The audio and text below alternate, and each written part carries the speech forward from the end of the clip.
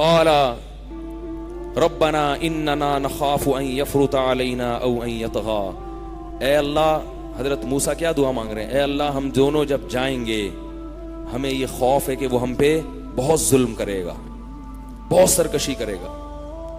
قال لا تخافا، اللہ فرماتے ہیں ڈرو نہیں، اننی معکما، ہر وقت تمہارے ساتھ ہوں، اسمع و ارا، تمہاری باتیں سنتا بھی رہوں گا اور تمہیں دیکھتا بھی رہوں گا۔ فاتیاہ، جا کے اس کو کیا کہنا ہے؟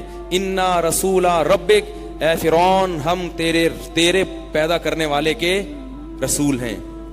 انا رسول ربک فارسل معنا بنی اسرائیل ولا تعذبہم، بنی اسرائیل کو ہمارے ساتھ بھیج دے، انہیں جس عذاب میں تو نے مبتلا کیا ہوا ہے اس عذاب سے انہیں ان کی جان چھوڑ دے۔ قد جئناک،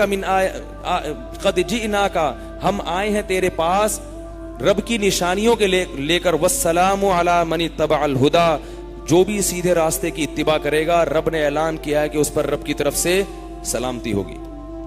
اب جب یہ موسیٰ علیہ السلام پہنچے ہیں فرعون کے پاس ہارون علیہ السلام کو لے کر، تو فرعون تو قتل کے در پہ تھا، لیکن ان کی یہ بات سن کے وہ موضوع کیا ہو گیا؟ چینج ہو گیا، وہ ہکا بکا ہو گیا کہ یہ کیسی بات کر رہے ہیں بھائی۔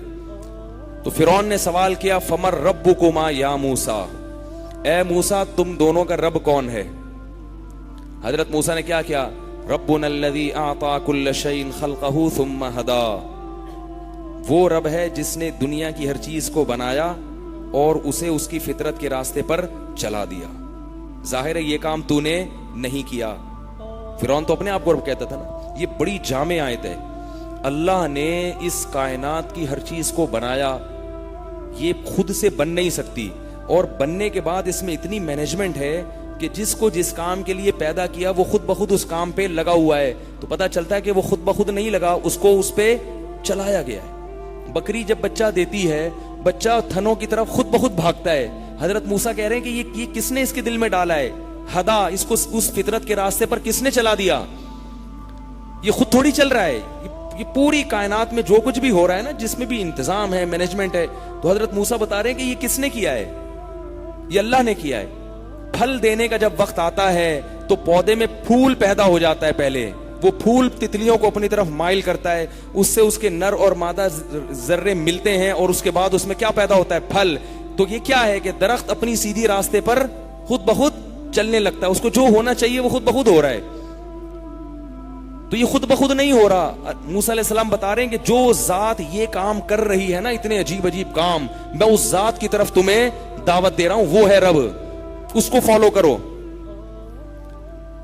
جب حضرت موسیٰ علیہ السلام نے فرمایا رب السماوات والارض وما بینہما، وہ رب ہے جس نے آسمانوں کو بنایا اور زمین کو بنایا اور جو کچھ اس کے ان سب کو چلانے والا ہے، تو فرعون نے پتہ ہے کیا کہا؟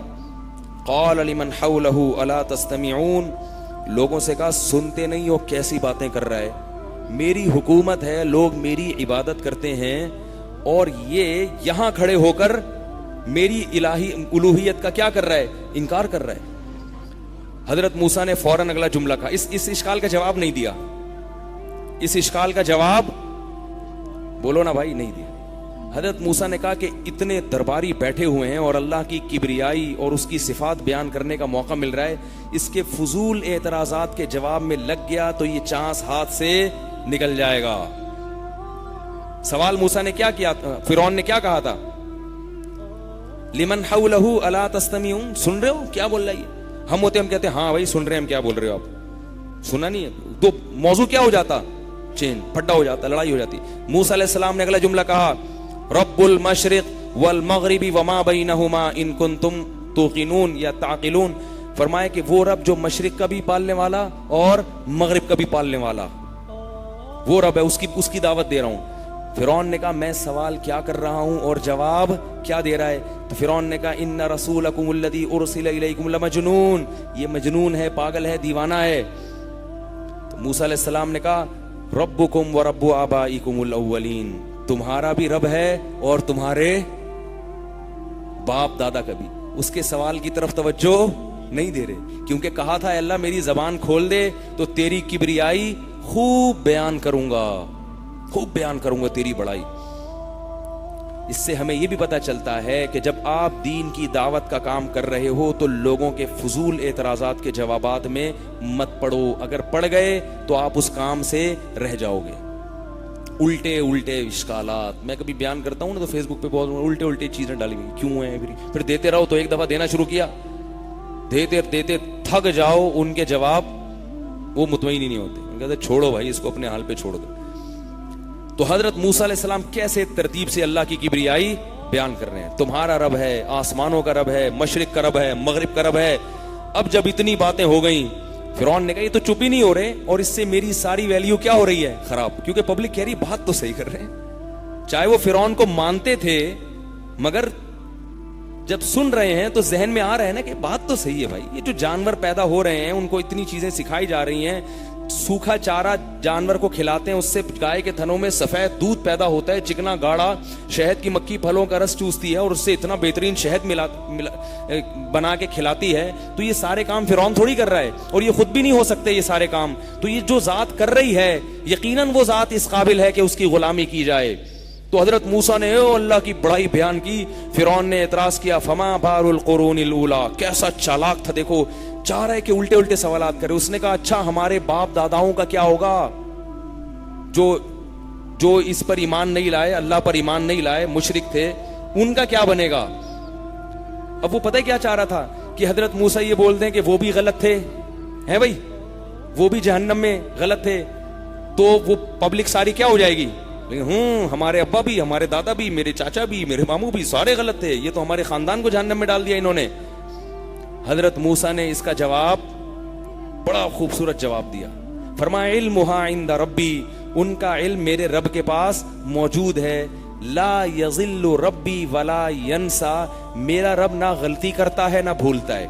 اگر کسی کو جنت میں جانا ہوگا غلطی سے کبھی جہنم میں نہیں بھیجے گا, اور کسی کو جہنم میں جانا ہوگا تو غلطی سے اس کو جنت میں نہیں بھیجے گا, اور بھولے سے بھی نہیں, بھولتا بھی نہیں ہے. ایسا بھی نہیں ہے کہ بھیجنا جنت میں تھا بھولے سے جہنم میں بھیج دیا, یا بھیجنا جہنم میں تھا اور بھولے سے جنت میں بھیج دیا. اس سے پتہ چلتا ہے کہ تبلیغ کتنی حکمت اور بصیرت کا کام ہے.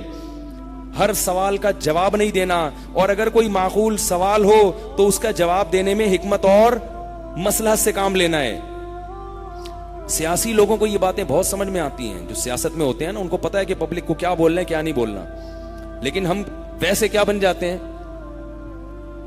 ویسے ہم گھننے بن جاتے ہیں. جب آپ دیکھو جو بھی جس کو تبلیغ کر رہے ہیں وہ لٹھ مار رہا ہے اس کو لے کے, ہر آدمی دوسرے پہ کیا کر رہا ہے, کوئی حکمت, کوئی مصلحت, کوئی محبت, کوئی طریقہ, کوئی فریم ورک اس کے لیے, کوئی لاہ عمل ہے ہی نہیں. تو فرعون نے کہا فما بال القرون الاولی, یہ جو ہمارے باپ دادا ہیں ان کا کیا بنے گا. موسیٰ علیہ السلام نے فرمایا علمھا عند ربی فی کتاب, میرے رب کے پاس ان کا علم ہے. لا یضل ربی ولا ینسا, وہ نہ بھولتا ہے اور نہ غلطی کرتا ہے. الذی جعل لکم الارض مہدا, اس اللہ کی بات کر رہا ہوں جس نے زمین کو تمہارے لیے بچھونا بنایا. پھر اللہ کی کبریائی شروع کر دی سوال کے جواب. وانزل من السماء ماء, اور اسی نے آسمان سے پانی برسایا. فاخرجنا به ازواجا من نبات شتى, اور یہ طرح طرح کے جو پھل پیدا کیے, مٹی اور گارے اور گوبر کے ملاپ سے طرح طرح کے پھل پیدا کیے, آم, خربوزے, تربوز, انار, انگور, کھجور. کلو ورعوا انعامکم, اور اس نے کہہ دیا کہ کھاؤ خود بھی اور اپنے جانوروں کو بھی کھلاؤ. ان فی ذلک لآیات لأولی النہی, بے شک عقل مندوں کے لیے اس میں بہت بڑی بڑی نشانیاں ہیں. فرعون کہہ رہے میں سوال کیا پوچھتا ہوں, جواب پھر اللہ کی پوری ایک کبریائی شروع ہو جاتی. کیا انداز تھا موسیٰ علیہ السلام کا. وہ کہہ رہے میں پوچھتا کیا ہوں, پھر یہ تو بولے ہی چلے جا رہے ہیں, بولے ہی چلے جا رہے ہیں. اللہ فرماتے ہیں وَلَقَدْ أَرَيْنَاهُ آيَاتِنَا كُلَّهَا, ہم نے بہت ساری نشانیاں دکھائیں فرعون. پھر فرعون کیا کہنے لگا, لَئِنِ اتَّخَذْتَ إِلَٰهًا غَيْرِي, جب دلائل کی دنیا میں عاجز آ گیا نا, دلیل تو کچھ بن نہیں رہی, دھمکیاں دے رہا ہے. لَئِنِ اتَّخَذْتَ إِلَٰهًا غَيْرِي, میرے سوا کسی کو معبود بنایا, میرے سوا کسی کے قانون کو فالو کیا. معبود صرف پتھر کے بت کے سامنے جھکنے کو نہیں کہتے. اگر آپ اسلام کے قانون کے مقابلے میں کسی اور کے قانون کو اچھا سمجھتے ہو تو آپ اس کو کیا کہہ رہے ہو؟ معبود بنا رہے ہو. دیکھو کسی دوسرے قانون کو کسی مجبوری سے فالو کرنا یہ ایک الگ چیز ہے، لیکن اس قانون کو اچھا سمجھنا اور یہ نیت کرنا کہ یہ قانون اس قابل ہے کہ اس کو فالو کیا جائے، تو یہ کیا ہے؟ یہ کفر ہے. شریعت نے ایک چیز آپ کو بتائی، مثال کے طور پر شریعت نے بتایا کہ بیٹی کا آدھا حصہ ہے، بیٹے کا دگنا. اب آپ کہہ رہے ہو نہیں میں یو کے میں رہتا ہوں، میں امریکہ میں رہتا ہوں، میں امریکہ کے قانون کو فالو کر کے بیٹی کو بھی اتنا ہی دوں گا جتنا بیٹے کو. تو اگر یہ کسی مجبوری سے کر رہے ہیں کہ بھئی اگر میں نے اس کے خلاف کیا تو میری ٹھکائی ہو جائے گی، جیل میں بند ہو جاؤں گا، تو وہ تو ایک الگ چیز ہے. لیکن اگر بغیر کسی مجبوری کے کر رہے ہیں اس لیے کہ بھئی آپ سمجھتے ہیں کہ یو کے کا قانون زیادہ اچھا ہے بنسبت اسلام کے، تو کافر ہو جاؤ گے، کیونکہ آپ نے خدا کس کو بنایا؟ یو کے کو بنا لیا. اگر آپ کے امریکہ میں رہتے ہو، میں اس لیے کہہ رہا ہوں کہ وہاں رہنے والوں میں یہ مسائل زیادہ ہیں. شریعت کا قانون ہے کہ زبان سے طلاق نکالی تو طلاق ہو گئی. اب ایک صاحب کا امریکہ سے فون آیا کہ میری وائف کہہ رہی ہے کہ جب تک گورنمنٹ اس طلاق کو کنسیڈر نہیں کرے گی میں اس طلاق کو طلاق نہیں مانوں گی. میں نے کہا آپ اس کو بتا دیں کہ شریعت اسلام کیا کہتا ہے کہ زبان سے دے دی تو نکاح ختم. تو جواب میں کہتی نہیں بھائی یہ مولویوں کی باتیں میں نہیں مانتی، میں جس ملک میں رہتی ہوں اس قانون کو فالو کروں گی. یہاں کوئی مجبوری نہیں ہے، اس کو مجبوری نہیں ہے. اب یہ ایسی خاتون کیا ہو جائے گی؟ اسلام سے خارج.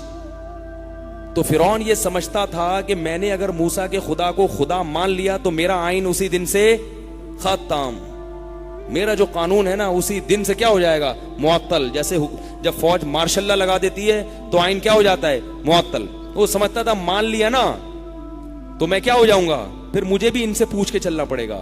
حضرت موسیٰ اس سے بادشاہت نہیں لے رہے تھے، ٹھیک ہے تو بادشاہ بنا رہے، ٹھیک ہے نا، آئین کیا ہو جائے گا؟ معطل. وہ آئین کو معطل کرنا، تبھی سب کچھ لوگ کر لیتے ہیں، قانون میں تبدیلی نہیں چاہتے، کہتے ہیں قانون اسلام کے مطابق نہ ہو. اور اللہ کہتے ہیں سب کچھ ہو سکتا ہے، قانون کس کے مطابق ہونا چاہیے؟ اسلام کے مطابق. تو اس لیے یہ بڑا حساس معاملہ ہے. تو موسیٰ علیہ السلام نے اللہ کی کبریائی بیان کی.